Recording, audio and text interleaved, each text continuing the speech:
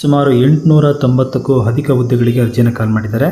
ಅದು agriculture officer, assistant agriculture ಆಫೀಸರ್ಗೆ ಸಂಬಂಧಪಟ್ಟಂಥ ಹುದ್ದೆಗಳು.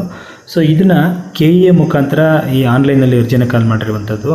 ಬನ್ನಿ, ಈ ಒಂದು ಹುದ್ದೆಗಳಿಗೆ ಸಂಬಂಧಪಟ್ಟಂತೆ ಯಾವೆಲ್ಲ ವಿವಿಧ ಹುದ್ದೆಗಳನ್ನು, ಎಷ್ಟೆಷ್ಟು ಪೋಸ್ಟ್ಗಳನ್ನ ಕಾಲ್ ಮಾಡಿದ್ದಾರೆ, ಇದಕ್ಕೆ ನೀವು ಯಾವ ರೀತಿ ಅಪ್ಲೈ ಮಾಡಬೇಕು, ಈ ಎಲ್ಲ ವಿಷಯಗಳನ್ನ ಸಹ ಕಂಪ್ಲೀಟಾಗಿ ತಿಳ್ಕೊಳ್ಳೋಣ. ಸೊ ಫ್ರೆಂಡ್ಸ್, ನೇಮಕಾತಿ ಇಲಾಖೆ ಬಂದು ಕರ್ನಾಟಕ ಪರೀಕ್ಷಾ ಪ್ರಾಧಿಕಾರ.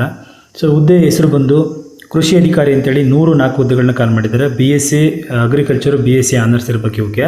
ಸೊ ಹಾಗೆ ಬಂದರೆ ಕೃಷಿ ಅಧಿಕಾರಿ ಅಂತೇಳಿ ಮತ್ತೆ ಇನ್ನೊಂದು 17 ಪೋಸ್ಟ್ಗಳನ್ನ ಕಾಲ್ ಮಾಡಿದ್ದಾರೆ.